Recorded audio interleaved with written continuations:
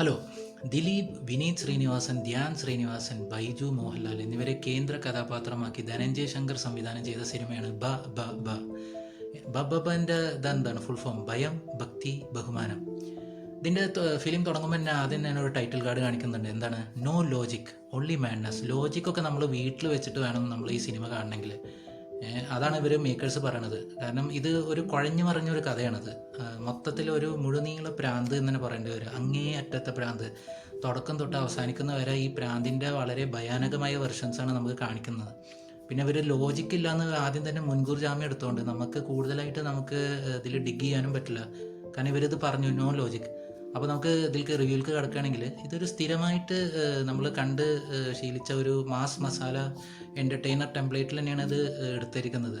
പിന്നെ ഒരു സ്പൂഫ് ഫോർമാറ്റിലാണ്, ഒരു സ്പൂഫ് മൂവി ഫോർമാറ്റിലാണ് ഇത് എടുത്തേക്കുന്നത്. അതുകൊണ്ട് തന്നെ നമ്മൾക്ക് ഈ ബ്ലാക്ക് കോമഡീസൊക്കെ ഇതിൽ കാണാം. നമുക്ക് ഇപ്പോൾ വളരെ സീരിയസ് ആയിട്ടുള്ള ചില രംഗങ്ങളൊക്കെ അതൊരു കോമഡി ഇതായിട്ടുള്ള ഇതാണ്. അപ്പോൾ അങ്ങനത്തെ രംഗങ്ങളൊക്കെ ഇതിൽ കുറേ ഉണ്ട്. പിന്നെ ഇതിൽ പോസിറ്റീവ് ആസ്പെക്ട്സ് പറയുകയാണെങ്കിൽ ഇതിൽ വിനീതിൻ്റെയും ധ്യാനിൻ്റെയും കോമ്പിനേഷൻ സീൻസ് ഉണ്ട്. അവർ തമ്മിലുള്ള കെമിസ്ട്രി നന്നായിട്ട് വർക്കൗട്ട് ആയിട്ടുണ്ട്. ആ ഇൻ്റർവ്യൂ സ്റ്റാർ എന്ന് പറഞ്ഞിട്ടുള്ള ആ കാര്യങ്ങളൊക്കെ. പിന്നെ അതുപോലെ നടൻ ദേവൻ്റെ ഞാൻ പിന്നീട് അത് പറയാം എന്നുള്ള ഇത് നമ്മൾ സ്ഥിരമായിട്ട് ഇൻസ്റ്റാഗ്രാമിൽ ട്രോൾസും മീംസൊക്കെ ആയിട്ട് കണ്ടുള്ളത്. അതുപോലെ സലീം കുമാറിൻ്റെ അഡ്വക്കേറ്റ് ആ രംഗം അതൊക്കെ നന്നായിട്ട് വന്നിട്ടുണ്ട്. മീശ മാധവനിൽ പ്ലേ ചെയ്ത ആ ഒരു മുകുന്ദൻ ഉണ്ണി എന്നുള്ള ആ ഒരു ഡയലോഗ് ഡെലിവറിയും ഇതൊക്കെ. പിന്നെ ഇതിൽ നെഗറ്റീവായിട്ട് എനിക്ക് ഫീൽ ആയത് പറഞ്ഞാൽ അതിൻ്റെ ഡയലോഗ്സ് വളരെ വീക്കാണ്. വീക്ക് പറഞ്ഞാൽ അത് അതിന് വേണ്ടിയിട്ട് എന്തിനോ വേണ്ടി അത് ചെയ്തു വെച്ച പോലെ, ആ ഒരു ജസ്റ്റ് ഒപ്പിച്ചെടുത്ത പോലെ ഒരു അതിപ്പോൾ ഇവർ ഈ ലോജിക്കില്ല എന്ന് ഇവർ ആദ്യം തന്നെ പറഞ്ഞുകൊണ്ട് എന്തെങ്കിലുമൊക്കെ കാണിച്ചു കൂട്ടിയാൽ മതിയല്ലോ എന്നുള്ള ഇതിൽ എഴുതിയ പോലെയാണ് എനിക്ക് ഫീൽ ആയത്. ഇപ്പോൾ സ്ക്രിപ്റ്റിൻ്റെ കാര്യമൊന്നും പറയില്ല, കാരണം ഇത് കുഴഞ്ഞു മറിഞ്ഞ് ഞാൻ പറഞ്ഞല്ലോ ഓൾറെഡി. പെർഫോമൻസിലേക്ക് വരികയാണെങ്കിൽ ദിലീപ്, മോഹൻലാൽ വരുന്നുണ്ട്. മോഹൻലാൽ കുറച്ച് കഴിഞ്ഞിട്ടാണ് നമുക്ക് മോഹൻലാലിനെ കാണുന്നത്.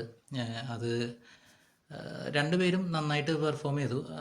രണ്ടുപേർക്കും കൊടുത്ത റോള് നന്നായിട്ട് എക്സിക്യൂട്ട് ചെയ്തിട്ടുണ്ട്. അതുപോലെ ബൈജു കുഴപ്പമില്ല. ഇതിൽ സാൻഡി മാസ്റ്ററൊക്കെ അതിൽക്ക് സിങ്ക് ആവാത്ത പോലെയാണ് എനിക്ക് ഫീൽ ആയത്. നമ്മൾ ലോകയിൽ കണ്ട ഒരു പോലീസ് ഓഫീസർ ഇതിൽക്ക് വരുമ്പോഴും ഒരു ഫീല് കിട്ടാത്ത പോലെയാണ് എനിക്ക് തോന്നിയത്.